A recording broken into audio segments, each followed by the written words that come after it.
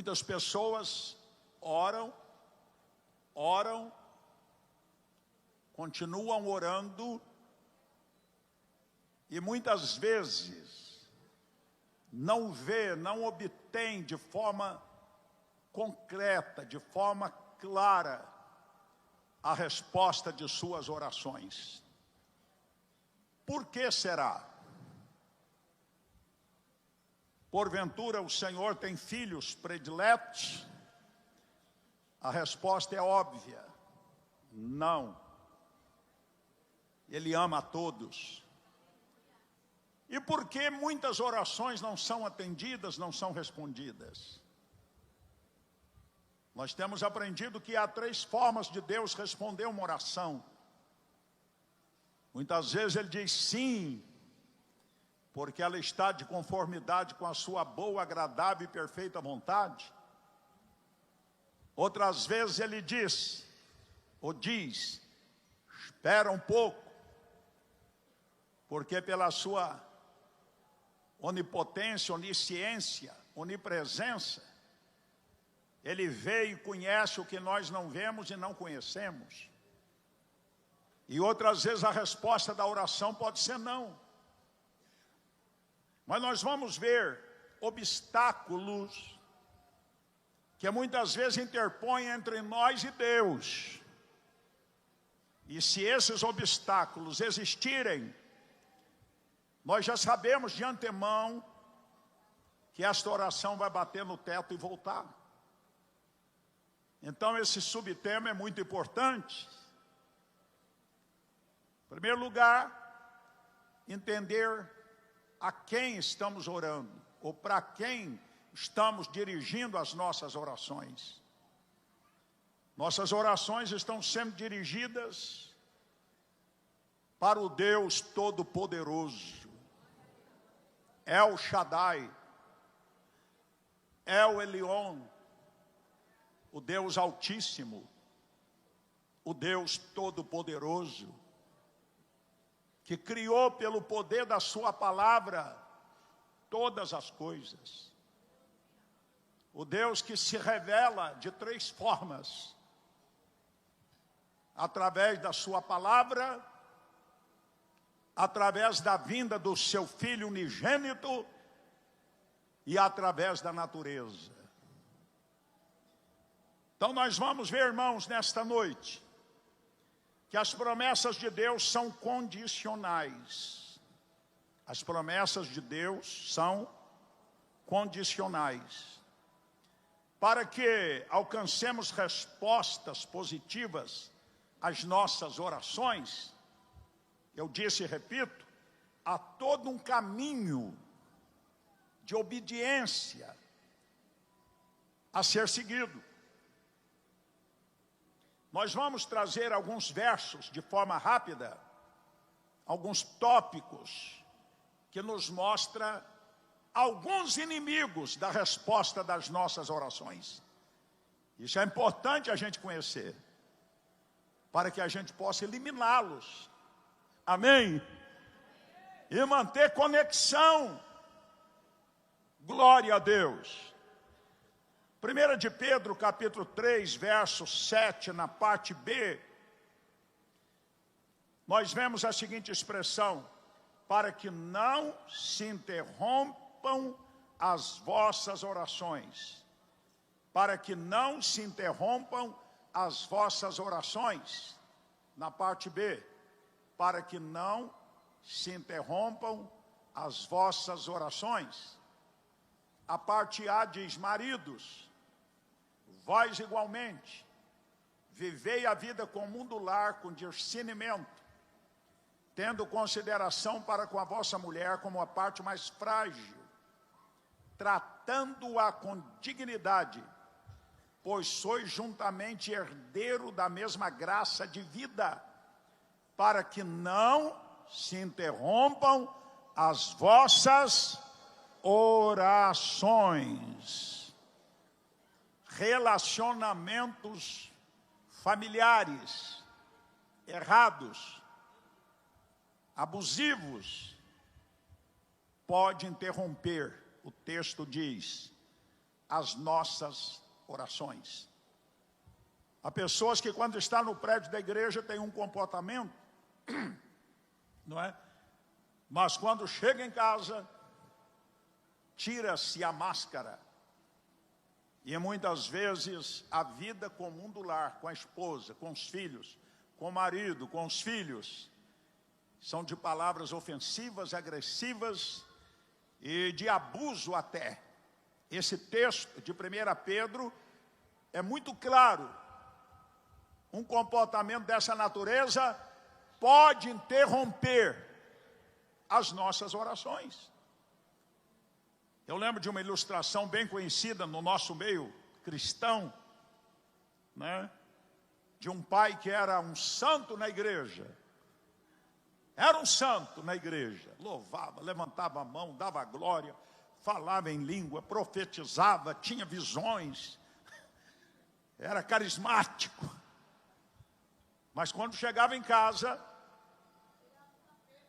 tirava a máscara e se revelava a sua verdadeira personalidade. Aí o filhinho de 6, 7 anos chegou para o pastor e disse: ô pastor, o senhor permita a gente vir morar aqui na igreja? Vir o papai, a mamãe e todos nós para a gente morar aqui dentro do prédio da igreja? E o pastor perguntou à criança: por que você está fazendo esse pedido? Ele diz: não, porque o papai aqui é um santo. É maravilhoso. É um anjo. Mas quando chega em casa, é um desarranjo. Primeiro obstáculo que nós vemos na vida de oração: relacionamento errado na família. Segundo obstáculo, vamos lá. Isaías 59, 2. Vossas iniquidades fazem separação entre vós e o vosso Deus, e os vossos pecados encobrem o seu rosto de vós, para que não vos ouça. Irmãos, esse texto coloca desde o verso 1. O primeiro é uma maravilha. Olha, todo mundo gosta do verso 1. Eu já vi tantos irmãos pregar o verso 1 com tanto entusiasmo, e é verdade. Eis que a mão do Senhor não está encolhida, e não está mesmo. Se não está encolhida, está. Eis que a mão do Senhor não está encolhida para que não possa salvar. Glória a Deus. Nem surdos seus ouvidos para não poder ouvir. Então o nosso Deus é um Deus que ouve. É um Deus que tem suas mãos estendidas para salvar, para operar, para realizar maravilhas. Isto é muito inspirador. Mas no verso 2, aparece um obstáculo às orações. Vamos ler, vamos. No 3, me ajude aí, por favor. 1, 2, 3. Mas as vossas iniquidades fazem separação entre vós e o vosso Deus, e os vossos pecados encobrem o seu rosto de vós. Misericórdia. Então, pecado oculto no coração, olha para mim. Não confessado, não abandonado, pecado de estimação, guardado lá no âmago do seu ser, que ninguém viu, ninguém sabe do ponto de vista humano, mas o Deus que tudo vê e que prescruta a nossa profundeza e que tem olhos como chama de fogo, isso equivale a dizer que penetra e que conhece todas as coisas. Esse é um obstáculo. No capítulo 9 de João, quando Jesus curou aquele cego de nascença, até aquele homem que não tinha muito conhecimento da teologia cristã, quando os fariseus o questionaram, e quiseram expulsá-lo e expulsaram da sinagoga. Eles perguntaram: o que diz? Qual a tua opinião a respeito desse homem que curou a sua cegueira, que abriu os seus olhos? E ele disse que é profeta. E ele disse: se é pecador eu não sei, mas uma coisa sei, que era cego e agora eu vejo. E aí o homem diz: porque sabemos que Deus não ouve a pecadores, mas se alguém faz a sua vontade, a esse ouve. O próprio ex-cego diz isso, e está registrado. Deus não ouve a pecadores. Quer dizer, pecadores todos nós somos. Quem disser que não é, já está pecando. Mas há coisas no coração escondida, camuflada, que se tornam obstáculo. A Bíblia diz: não pequeis, porém, se acontecer um acidente de percurso, tem remédio. Qual é o remédio? A confissão, o abandono, e o sangue de Jesus nos restaura e nos deixa conectado outra vez, e a glória dele vem a nós. Amém, irmãos? Terceiro obstáculo, a vida de oração.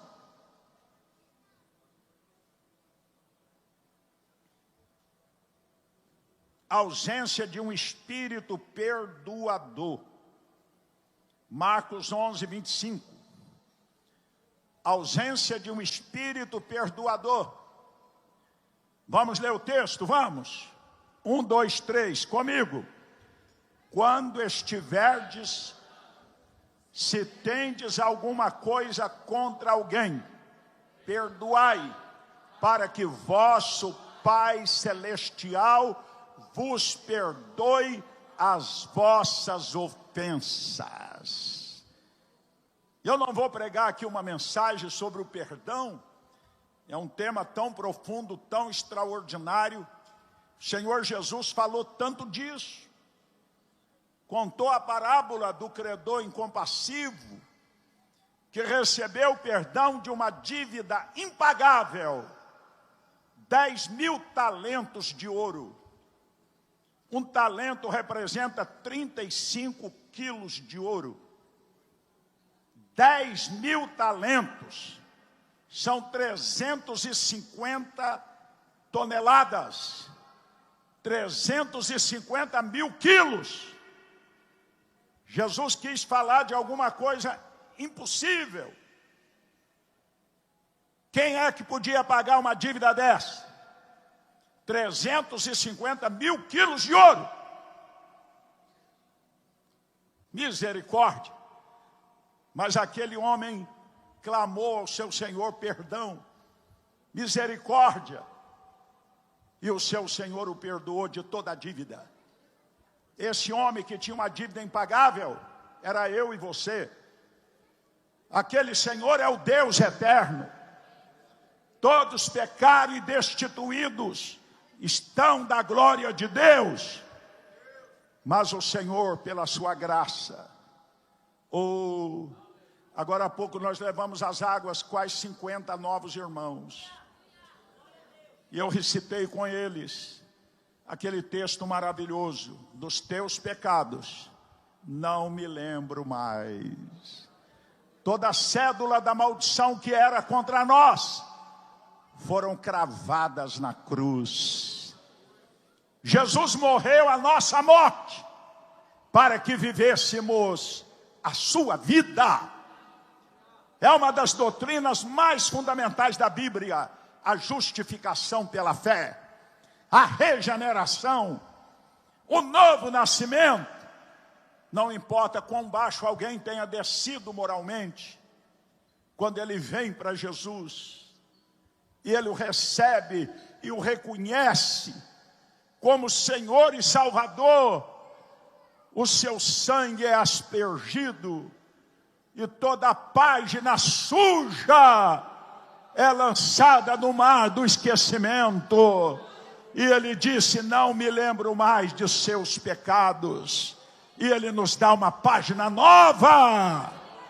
Aquele que está em Cristo, nova criatura é. As coisas velhas passaram e eis que tudo se fez novo. Irmãos, isso nos enche de alegria. Glória a Deus, Ele nos perdoou. Dívida impagável. Mas na parábola do credor incompassivo, o servo perdoado encontrou um conservo que lhe devia R$100. Vamos trazer para a nossa moeda. E aquele conservo, de igual modo, pediu misericórdia. Eu não tenho com que te pagar. Perdoa-me. Mas o servo que tinha recebido o perdão de 350 toneladas de ouro, não liberou o perdão de R$100 para o seu conservo. Pelo contrário, o sufocou e disse: paga-me o que me deves, ou tu vais ser encarcerado.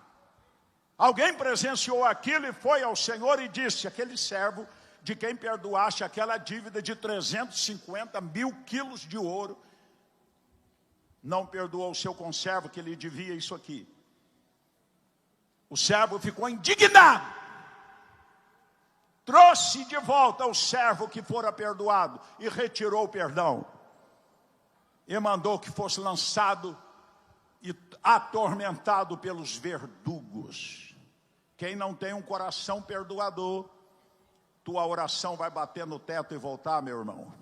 Quem falou foi Jesus.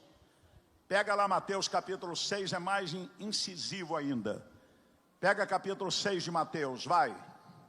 Olha, 6, onde ele fala, depois da oração do Pai Nosso. Vai lá.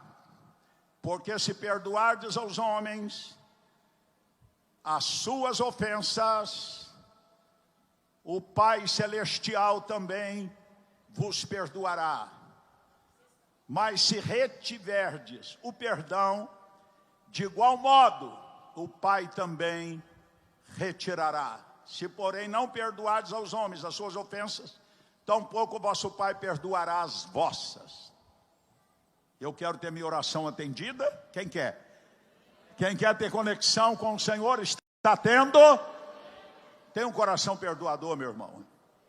A pessoa que conserva ódio no coração, ressentimento, raiz de amargura, é como se ele bebesse um copo de veneno todos os dias, esperando que o outro morresse. Vou repetir. Quem não perdoa, conserva ódio no coração, raiz de amargura, é como se ele tomasse um copo de veneno todos os dias, esperando que o seu adversário morresse. A falta de perdão está provado pela ciência. Atinge a sua saúde emocional, física, taquicardia, úlcera nervosa, pressão alta, AVC.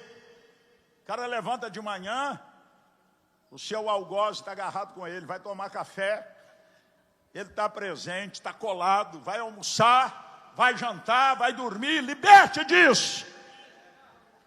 Amém, irmãos? Alguém pode estar dizendo: mas o senhor não sabe o que aconteceu. Seja o que for, meu irmão, por amor a Jesus e pelo tamanho do perdão que Ele nos deu, libera, libera, libera, libera, libera, e a glória de Deus e os céus de Deus estarão abertos para você. Se você crer, dá uma salva de palma para o Rei.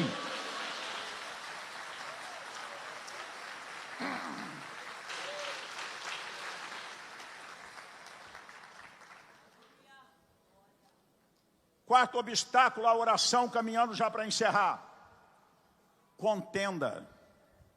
A contenda é simplesmente agir movido pela falta de perdão.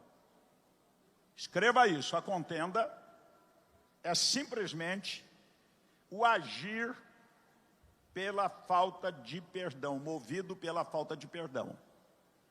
Tiago 3,16, coloca lá. Tiago 3,16 diz assim: Pois onde há inveja e sentimento faccioso, aí há confusão e toda espécie de coisas ruins.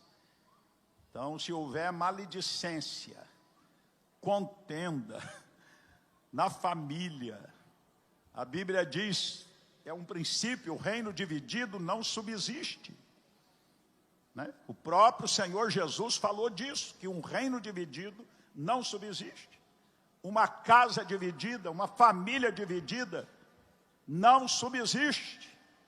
Portanto, a contenda, a maledicência é também um obstáculo à resposta das nossas orações. É disso que estamos tratando.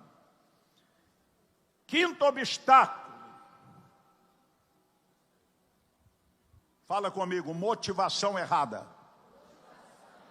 Tiago 4:3. Olha o que diz Tiago. Tiago foi um dos homens mais próximos de Cristo. E esse Tiago era irmão biológico do Senhor Jesus. Pedro, Tiago e João. Olha o que ele diz. Pedis e não recebeis. Porque pedis mal, para esbanjardes em vossos prazeres. Coloca na Revista Almeida Corrigida. Isso. Pedis e não recebeis, porque pedis mal, para os gastardes em vossos deleites. Se você ler o contexto, você vai ver que Tiago vem falando sobre a importância de orar. E aí quando chega no verso 3, ele diz, vocês têm orado, têm pedido, mas não têm recebido. E aí ele coloca o porquê. Motivação errada. Motivação errada. A motivação errada no coração leva o Senhor não responder aquilo que você está desejando, que você está buscando, porque Ele conhece a motivação, o porquê, o pano de fundo, não é? Eu costumo falar com os pastores, você tem orado e é bonito isso, e tem trabalhado incansavelmente para ter a maior igreja do seu bairro, sem desprezar as demais, para ter a maior igreja da sua cidade, não tem nada errado nisso. Mas qual a motivação disso? É para a glória de Deus? É para a honra do nome do Senhor? Ou é para massagear o seu ego? Ou é para te encher de vaidade? Eu sou o pastor da maior igreja. Todos agora têm que bater continência para mim. Qual a motivação? Não é? Motivação é financeira? Qual é a motivação? Quer comais, quer bebais, diz a palavra, façais todas as coisas para a honra, para a glória, para o louvor daquele que nos chamou para a sua obra. A honra é dele, a glória é dele, o louvor é dele. Amém, irmãos? Se Deus vê a motivação correta, eu quero sim ter uma multidão. Mas para quê e por quê? Porque eu amo as almas e quero vê-las salvas e conhecendo o que eu conheço, e não perecer eternamente no inferno, mas viver eternamente com o Senhor. Aleluia! Essa motivação tem que estar presente no coração. Tiago diz, pedis e não recebeste, porque pediste com motivação errada, por causa dos deleites, vaidades pessoais. Mas o desejo é servir, Deus vai te honrar. Seu desejo é ser bênção para a vida do outro, Deus vai te honrar. Se é para a glória dele o que você está fazendo, Ele vai te honrar. Digam aleluia.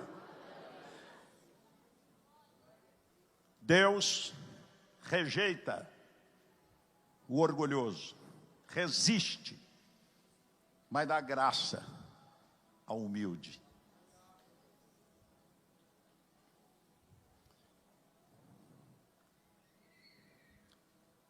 Quinto obstáculo à vida de oração: ídolos no coração. Ezequiel 14:3. Ezequiel 14:3.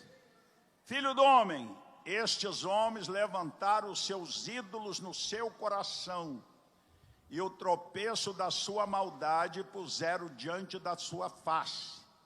Devo eu, de alguma maneira, ser interrogado por eles? Ídolo no coração. Alguém pode dizer, mas apóstolo Jair, no meio evangélico existe idolatria? Está cheio assim, ó. Verdade ou não? Você não curva mais diante de uma imagem de gesso, eu sei, né? Ou de qualquer outro tipo de material. Essa é uma proibição primeira lá dos 10 mandamentos. Não terás outros deuses diante de mim, não farás para ti mais de escultura, nenhuma semelhança do que há em cima dos céus, nem na terra, nem nas águas, nem debaixo das águas, porque eu sou o Senhor teu Deus, e tal, e tal, e tal. Não é? Mas existem outros tipos de ídolos. E o mais comum hoje é o mamon. Eita mamon. Né? Interessante que nos dias do Senhor Jesus havia muitos ídolos. Nos dias anteriores ao seu ministério, na velha aliança, muitos ídolos conhecidos, lembra? Havia Baal, havia Astarote, havia Moloque, havia Diana, e etc, etc, etc. Jesus não mencionou nenhum desses. Jesus disse, ninguém pode servir a dois senhores, referindo-se a mamon. Dinheiro é bom, dinheiro é necessário para a nossa vida, viver dignamente, para o avanço do evangelismo, para socorrer os necessitados. O dinheiro em si não é mal, quem disse isso? O dinheiro é a raiz de todos os males, está errado. O que a Bíblia diz é que o amor ao dinheiro se torna a raiz de todos os males. Mas não é ele, é o amor a ele. É quando ele se torna ídolo e a pessoa se torna um avarento insaciável. Ore pela provisão. É da vontade de Deus que você prospere. Amém? Que você cresça espiritualmente, ministerialmente, socialmente, mas que o dinheiro não seja nunca o seu senhor. O problema não é possuir o dinheiro, é quando o dinheiro possui a pessoa.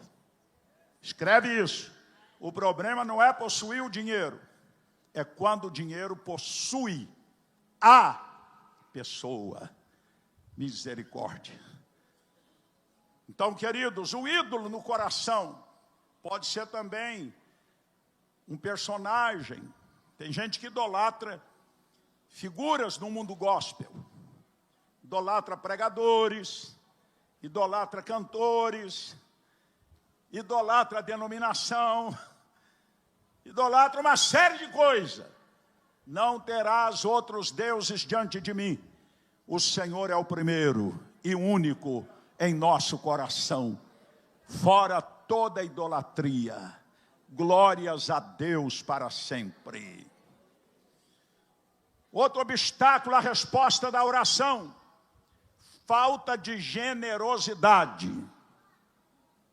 Provérbios 21:13. Provérbios 21:13. O que tapa o seu ouvido ao clamor do pobre, também clamará e não será ouvido. Vamos ler esse texto, irmãos. Olha que coisa forte esta escritura. Vamos ler juntos? 1, 2, 3. O que tapa o seu ouvido ao clamor do pobre, também clamará. Mais uma vez, vai. 1, 2, 3.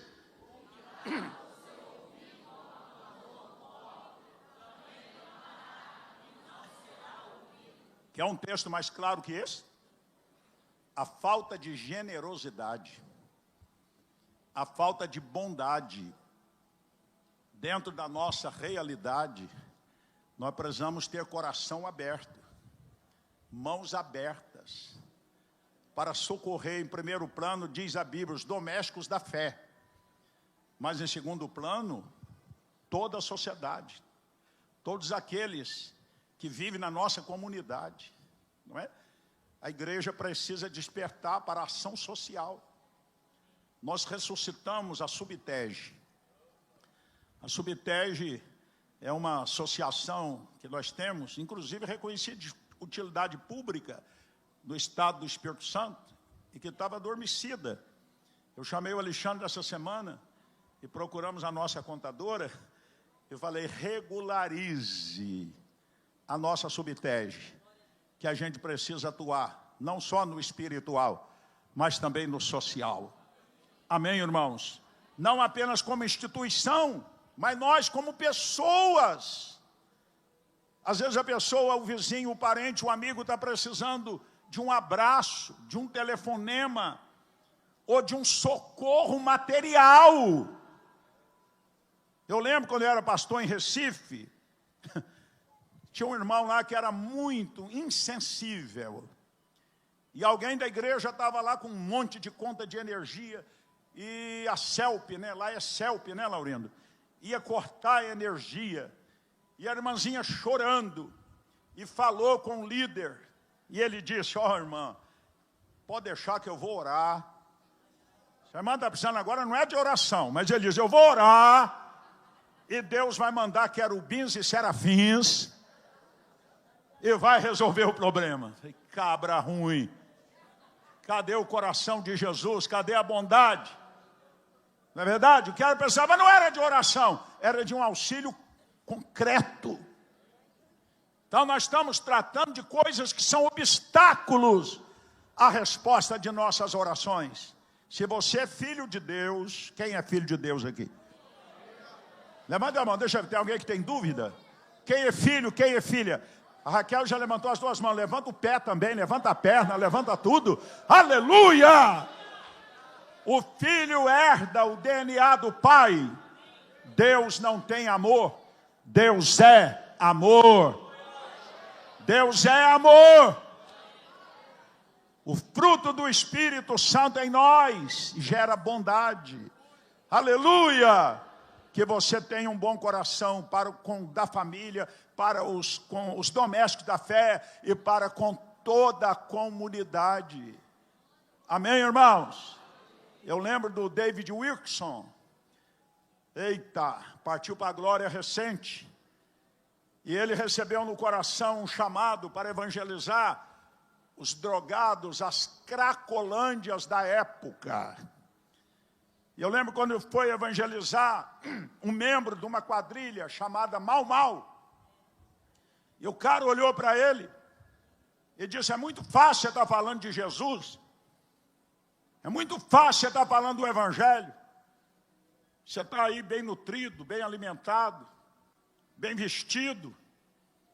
E eu sou um desgraçado, um miserável, jogado na sarjeta e comendo comida do lixo. Sabe o que o David Wilkerson fez na hora? Tirou o paletó, tirou a gravata, tirou o sapato, parece que até tirou a camisa e desceu no nível dele. Falou, eu estou aqui porque eu amo a tua vida, porque Jesus me mandou buscar e salvar os perdidos. E esse homem se tornou um dos grandes líderes da sua organização, Desafio Jovem, que espalhou pelo mundo inteiro um ministério específico de recuperação de drogados. Isso lá atrás, mas que ainda existe até hoje, em todos os países praticamente. Amém, irmãos? Que Deus nos dê um batismo de amor. O amor ágape. O amor incondicional.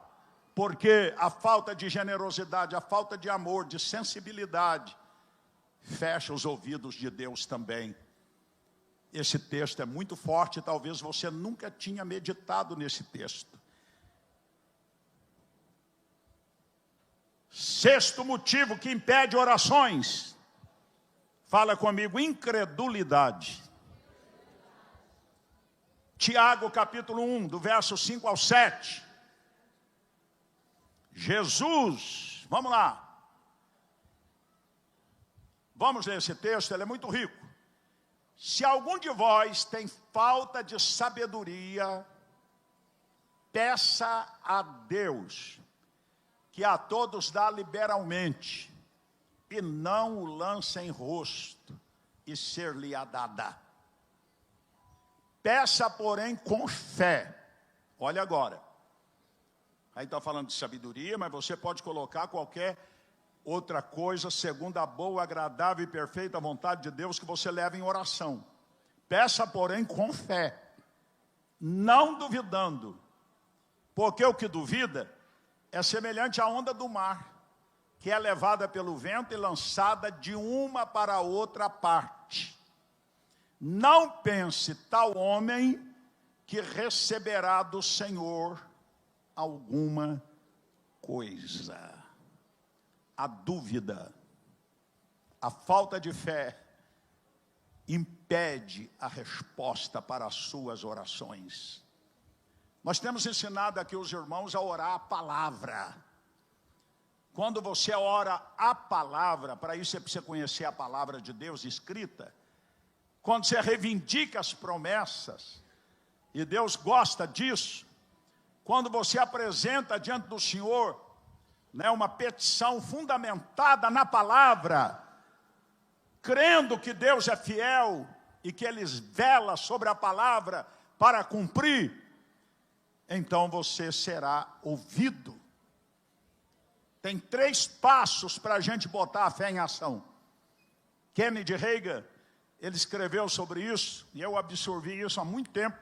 Eu acho fantástico. Ele simplifica muito. Como é que eu boto a fé em ação? Ele fala de 3 passos. Primeiro, selecione promessas da palavra, que tem que estar fundamentado na palavra, que Deus vela sobre a mesma para cumprir. Deus não é homem para que minta, nem filho do homem para que se arrependa. Porventura diria ele e não faria? Ou falaria e não confirmaria? Quando a gente duvida da palavra, nós estamos duvidando da honestidade, do caráter de Deus. Já pensou a pessoa colocar em xeque o caráter de quem falou? Ninguém gosta de ter a sua palavra colocada em xeque. Ninguém gosta que alguém duvide do que você está falando. Irrita. É ou não é? Te aborrece. Está pensando o quê? Eu estou falando. E eu garanto que eu estou falando. E eu vou cumprir. Né? Quer ver alguém ficar nervoso? Eu, por exemplo, é alguém... Misericórdia. Também eu trabalho para não dizer, mas quando eu digo, eu tenho que trabalhar para cumprir o que eu digo. Senão você perde credibilidade. É assim ou não é? Então, quando a pessoa duvida da promessa de Deus, ele está colocando em xeque a credibilidade, o caráter de Deus. Selecione as promessas. Primeiro passo, que tem a ver com aquilo que você vai buscar. Se é provisão, o meu Deus, segundo as suas riquezas, suprirá em glória por Cristo Jesus cada uma das minhas necessidades. Se é na área de saúde, pega Isaías 53:4. Verdadeiramente Ele tomou sobre si nossas dores, enfermidades, e as levou sobre si. O castigo que nos traz a paz estava sobre Ele, e pelas suas pisaduras fomos, o verbo está no passado, sarados. Aleluia, irmãos. Se é proteção, aquele que habita no esconderijo do Altíssimo, a sombra do Onipotente descansará. Direi do Senhor, Ele é meu Deus, o meu refúgio, a minha fortaleza, e nele confiarei. Nenhum mal te sucederá, nem praga alguma chegará em tua casa. Firmado nessa palavra, e tantas outras, você confessa a proteção do Senhor e você não teme nenhuma ameaça do mundo espiritual. Amém? Selecione as promessas que têm a ver com o seu clamor. Segundo lugar, tome posse e diga: é para mim, é comigo, eu recebo. Não dê atenção para os sintomas contraditórios. Quando a pessoa se liga nos sintomas que quer anular a promessa, se você dá atenção para eles, a tua oração não obterá resposta. Mas se você ignora os sintomas e firma na palavra, os sintomas estão dizendo isso, mas a Bíblia diz isso. Os sintomas estão contradizendo, mas Deus disse assim, e eu fico com o que Deus disse. Alguém vai chamar você de tolo, de fanático, não dê bola para isso. Se está de acordo com a boa, agradável e perfeita vontade de Deus, ela se concretizará no tempo de Deus, na sua vida, na sua casa e na sua família. Muitos irmãos que foram batizados hoje precisam aprender isso. E vocês também que já são líderes, pastores, precisam reativar essas verdades. Primeiro, promessa que tem a ver com o meu clamor. Segundo, tomada de posse. Terceiro lugar, ações de graça. Agradeça. Renda ao Senhor ações de graça pela vitória, antes de tê-la concretizado nas suas mãos. Eu lembro do Paul Yong Cho. Deixa eu encerrar com essa ilustração. Pastor da maior igreja evangélica do mundo. Partiu agora também há pouco tempo. Meu Deus, falei de 2 valentes que partiram há pouco tempo. E muitos outros, Billy Graham, Morse Cerullo, o outro lá, alemão, Ronald Bruck, né? David Wilkerson, Doriel de Oliveira, T.L. Osborne, e trazendo aqui para o Brasil quantos valores preciosos.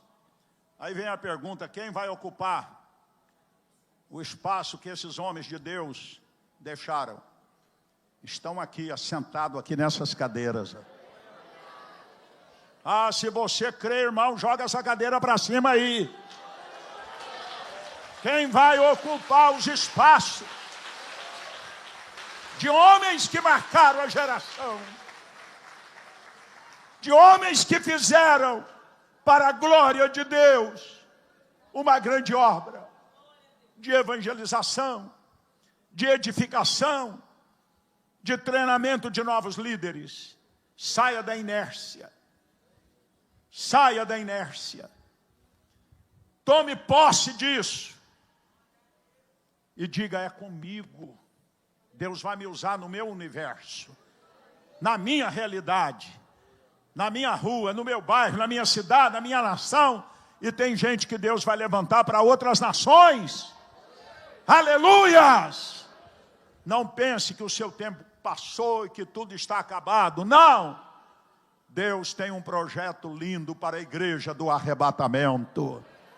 Antes do arrebatamento, um grande alinhamento que trará um avivamento que vai varrer o Brasil e que vai varrer as nações da terra.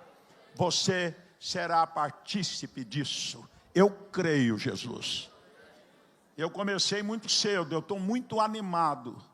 Parece que eu estou começando agora, viu, irmãos? Eu comecei com 18 anos, já estou com 70. E cada dia eu quero estar mais na brecha, dentro do que Deus está fazendo e vai fazer. Se é verdade com você também, faz um barulho aí. Mais forte. O céu não está em crise. Oh, seja disponível. Tome posse e renda graças.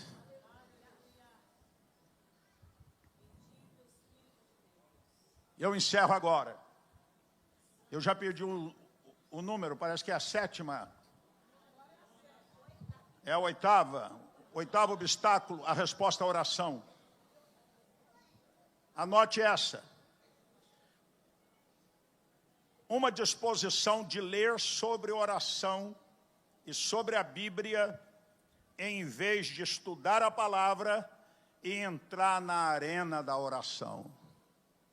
Tem gente que lê muito sobre a palavra, mas não lê a palavra.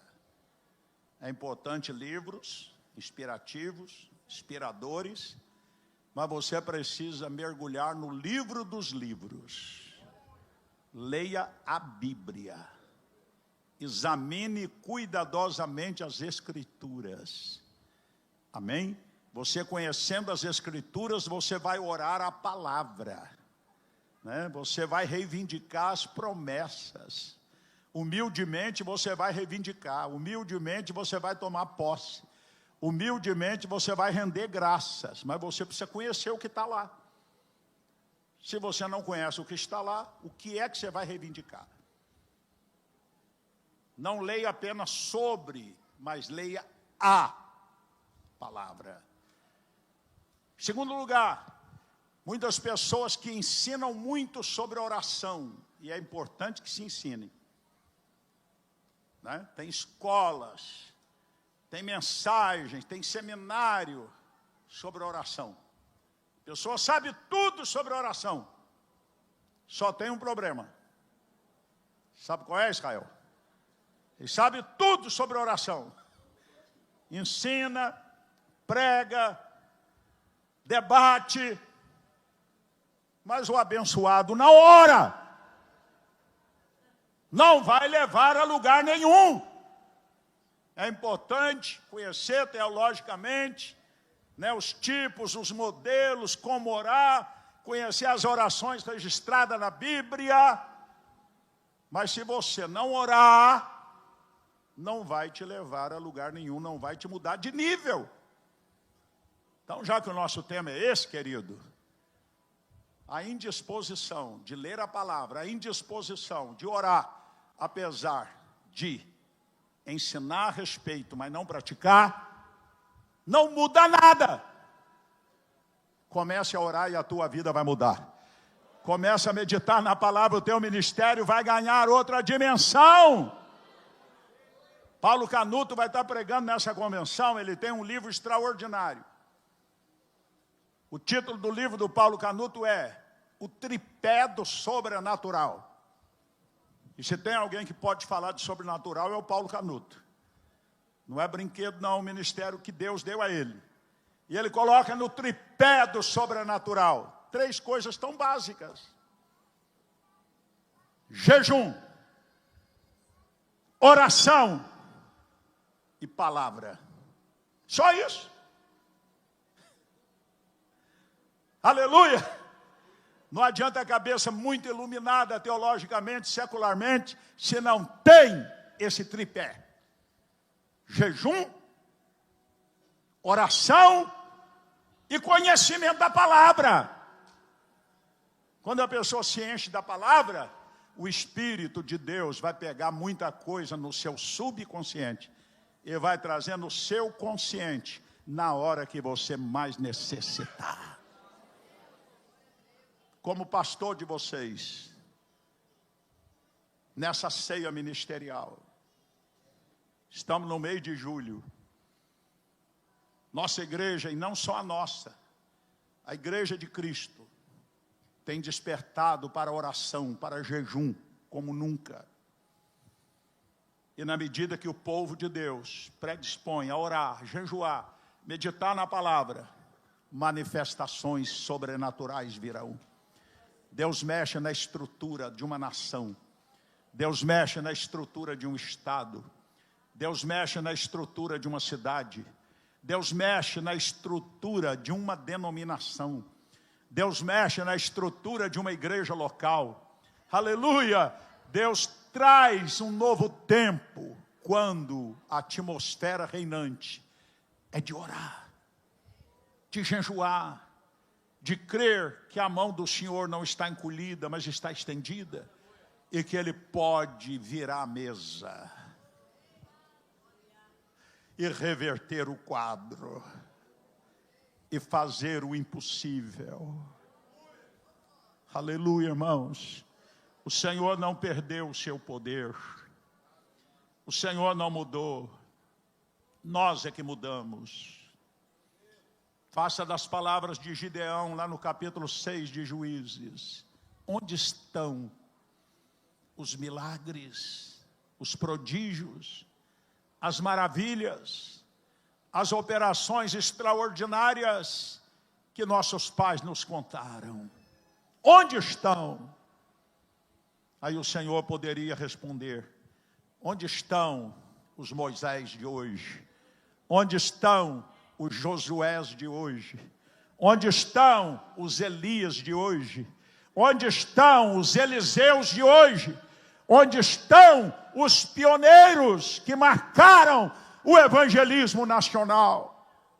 Que Deus possa nos encontrar nessa brecha, crendo que aquilo que os olhos não viram, os ouvidos não ouviram e não subiu ao coração humano, virá quando a igreja realmente não apenas estudar sobre oração, mas orar. Não apenas estudar sobre jejum, mas entrar em períodos de jejum. Não apenas ler sobre a palavra, mas ler a palavra. A glória de Deus vai nos encher. E um novo tempo acontecerá na nossa vida pessoal, família, ministério, igreja nacional e internacional. Vamos combater os inimigos da resposta das nossas orações. Só recapitulando, eu não devo prosseguir, vou ficar devendo para uma outra ocasião. Obstáculo à resposta da oração: relacionamento errado na família. Segundo, espírito não perdoador. Terceiro, contenda reinante no lar, na família, no ministério. Quarto, motivação errada. Quinto, ídolos no coração. Sexto, falta de generosidade. Sétimo, dúvida e incredulidade. E oitavo, disposição de ler sobre oração, sobre a Bíblia, em vez de estudar a palavra e de entrar na arena, na guerra da batalha espiritual na oração. Fique de pé na presença do Pai.